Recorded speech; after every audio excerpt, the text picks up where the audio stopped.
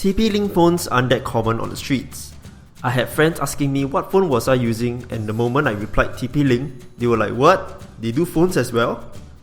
Price-wise, I bought the Neffos C5 at 199 Singapore dollars, which isn't exactly budget-like, considering the hardware is kind of in the low to mid-range level. The design of the TP-LINK Neffos C5, the front has quite a big bezel around the display, with a thick chin that has the TP-LINK's branding on it. A silver plastic lining also surrounds the display to give it more contrast. The back, with their Neffos logo, is very smooth and is made out of plastic, and can be quite slippery to hold. The camera on the back is located in the center vertically, and it protrudes out a little. There will be a little rockiness when you tap on the phone if placed flat on the table. The Neffos C5 doesn't feel exactly premium, nor is it exactly super cheapo. It lies between low to mid-range and doesn't have any wow features to shout about. It's just really a functional phone. The 5-inch HD display is bright enough to be used in the sun, and the colours on the display are quite vibrant. Icons and text are pretty sharp and thus perform well enough when watching YouTube or surfing the net. Personally, I feel that the bezels are a bit too big, and it tends to take away my focus off the display. The only configuration for the C5 is 16GB of internal storage, but a microSD card slot with support up to 32GB is available as well. The 2GB of RAM on board is enough for my daily usage and multitasking needs. The tiny speaker grill at the back may be small, but it can be quite loud and tends to distort at high volumes. There is a sound enhancement setting in the software that can boost the volume of the speakers. For a price of 349 Singapore dollars.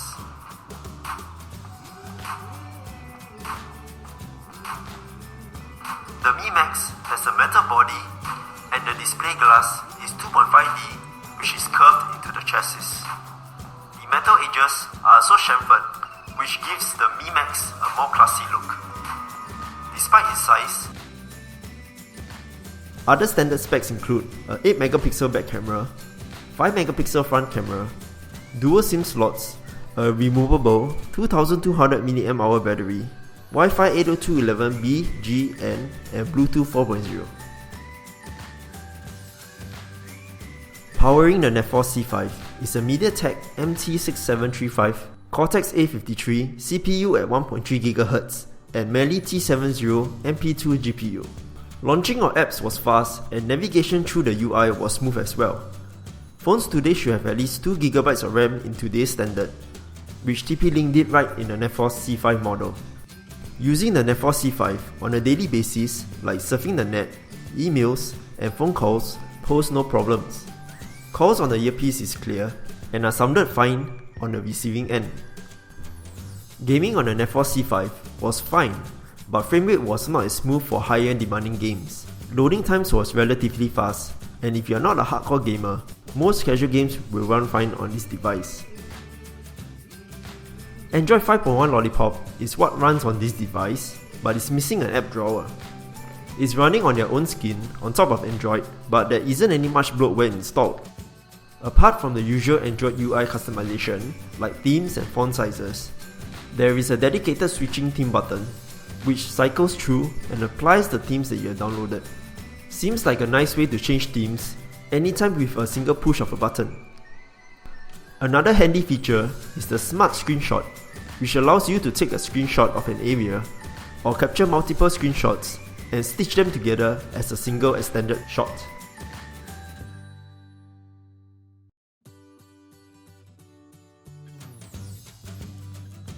One little touch is that the red dot will appear at the corner of the icon as an indication that it is newly installed. Inbuilt is a system management app which does what it says, management of the software in the device. One handy feature is the data saver, which allows you to decide which app gets to use Wi-Fi and cellular data. Battery life lasted nearly a full day from 8 AM to 9 PM with about 15% battery life left. Usage varies between calls, emails, and surfing web. Playing games or watching YouTube would drop the battery life quite fast, and it's been quite a while I had to take note of the battery life. The provided charger had only an output of 1 ampere, which took about roughly 3 hours to fully charge the 2200 mAh battery. The back camera is 8 megapixels, whereas the front camera is 5 megapixels. Images taken in the day are fairly decent, with some photos being too overexposed. Low light shots are grainy and loses detail. The camera has features like intelligent, scenery, panorama, and also filters to bring out your artistic side.